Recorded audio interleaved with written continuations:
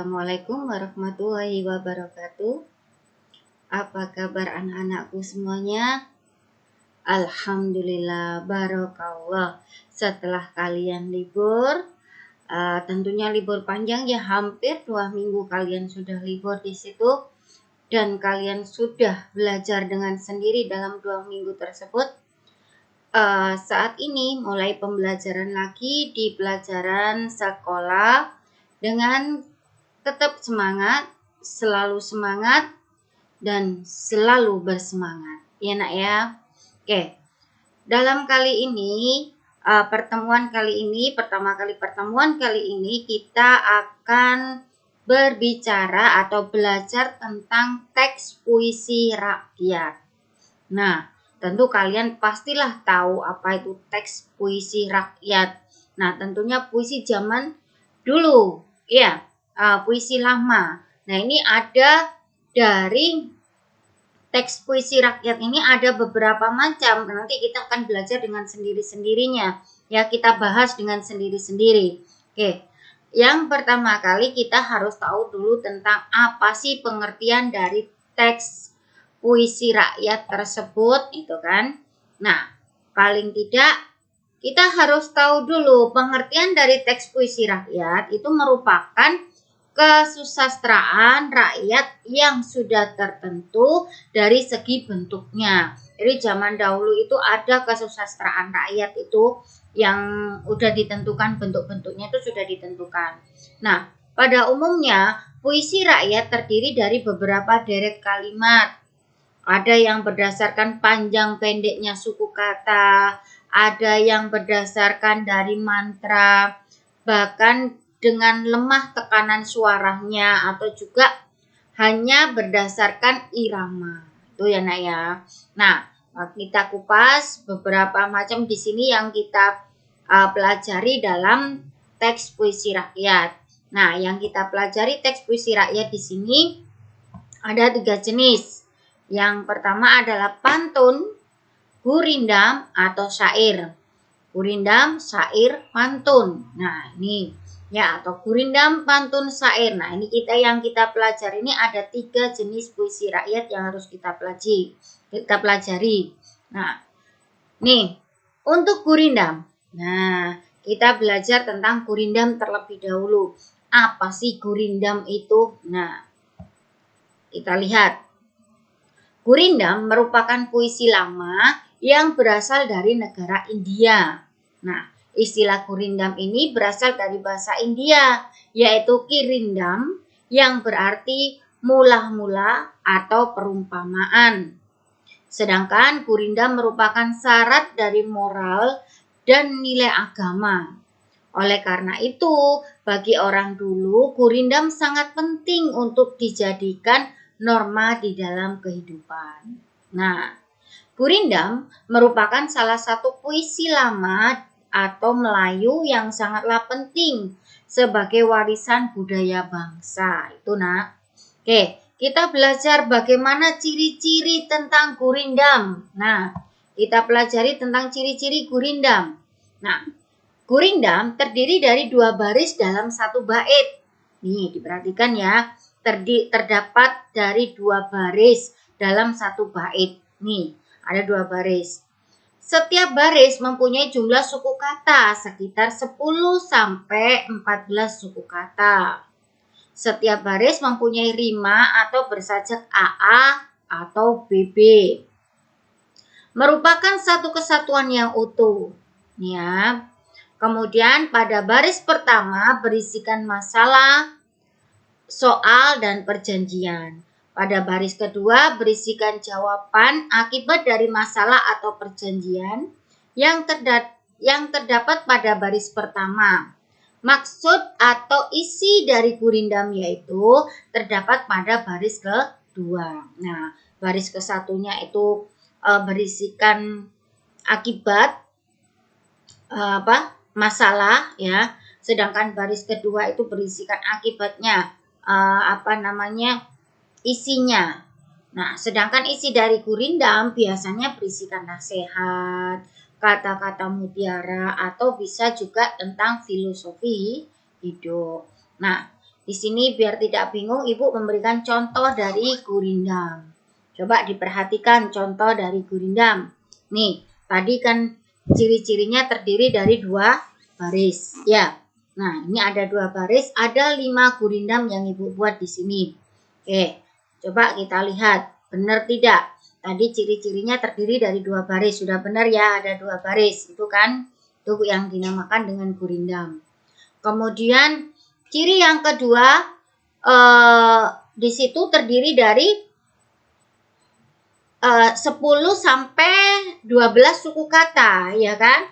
Nah, sini kita hitung. Barang, ini 2 suku kata. 3 suku kata.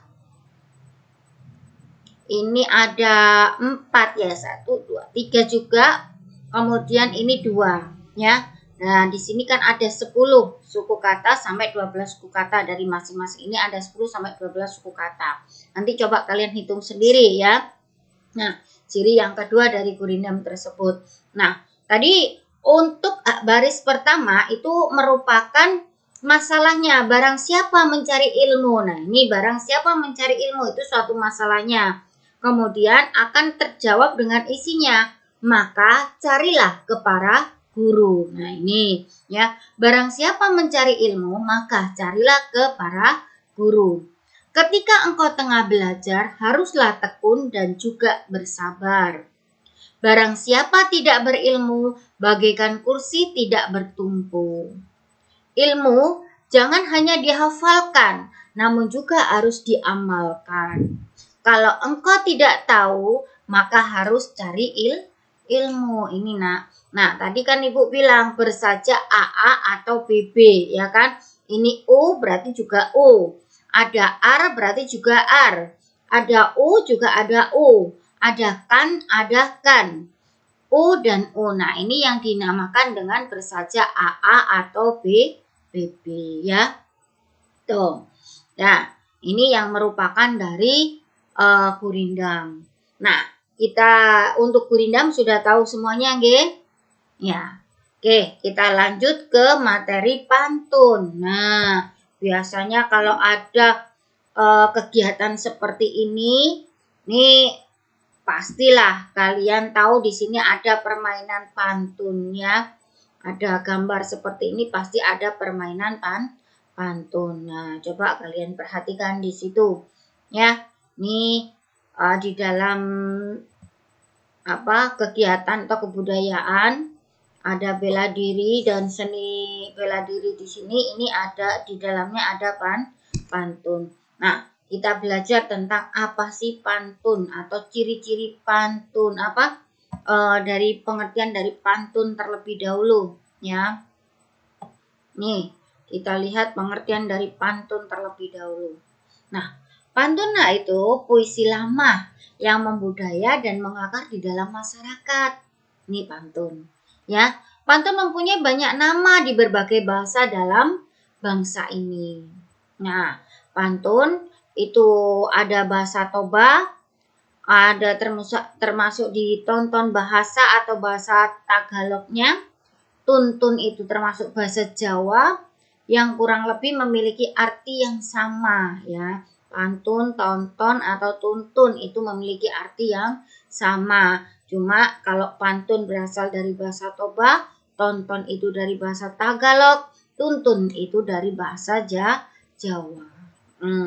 Nah, apa sih yang dimaksud dari itu semuanya? Yaitu suatu arahan yang mendidik ucapan yang teratur dan bentuk dari kesatuannya di situ ya. Nah, pantun sudah tersebar di seluruh Nusantara. Fungsi dari pantun di setiap daerah sama, yaitu seperti daerah Melayu, Jawa, Sunda, dan daerah yang lainnya, yaitu mendidik juga sekaligus untuk menghibur. Lewat pantun kita bisa menghibur orang lain dengan permainan. Bunyi bahasa dari pantun yaitu menyindir atau menegur orang lain. Nah, ini bahasa suatu hal tersebut tidak baik saat dilakukan dengan cara tidak langsung atau bisa disebut dengan memberi nasihat. Nah, Hal tersebut bukan berarti orang yang menyampaikan dengan cara pantun tersebut tidak tegas. Nah, ini karena pantun itu kan hanya sebagai ucapan saja, ya. Nah, di sini kita juga bisa belajar tentang ciri-ciri pantun. Nah, kita lihat ya. Ciri-ciri pantun. Nah, setiap bait terdiri dari 4 baris. Nah, beda dari gurindam tadi ya. Kalau gurindam ada 2 baris, ya. Nah, setiap baris terdiri dari 8 sampai 12 suku kata. Ini kan terdiri dari 8 sampai 12 suku kata. Kalau tadi kan 10 sampai 12, ya. Nah, baris pertama dan kedua adalah sampiran. Nah, kalau baris yang pertama tadi punya gurindam itu merupakan permasalahannya, ya. Kalau di sini adalah sampirannya. Baris 3 dan keempat baru isi, ya. Nah, kemudian saja atau rimanya itu berakhir dengan kata AB, AB, jadi lompat. Kalau tadi kan sama ya, AA, BB kan gitu. Kalau ini AB, AB karena ada 4 suku kata, ya. Nah, kita lihat contoh dari sebuah pantun. Nah, contoh dari sebuah pantun ya, kita lihat. Ini ada 5 juga contoh dari sebuah pantun. Kita perhatikan. Jalan-jalan ke kota Paris, banyak rumah berbaris baris. Biar mati di ujung keris. Nah, ini ada kerisnya ini. Ya, biar mati di ujung keris. Asal dapat dindah yang manis. Nah, ini barisnya sama, berbaris AA, AA, ya. Ini tadi kan, ya. Jadi ini ada tambahan dari pantun ya. Bisa AA, AA, karena 4 ada juga AB, AB. Nanti kamu tambahin di sini. Berakhir dengan AB, AB atau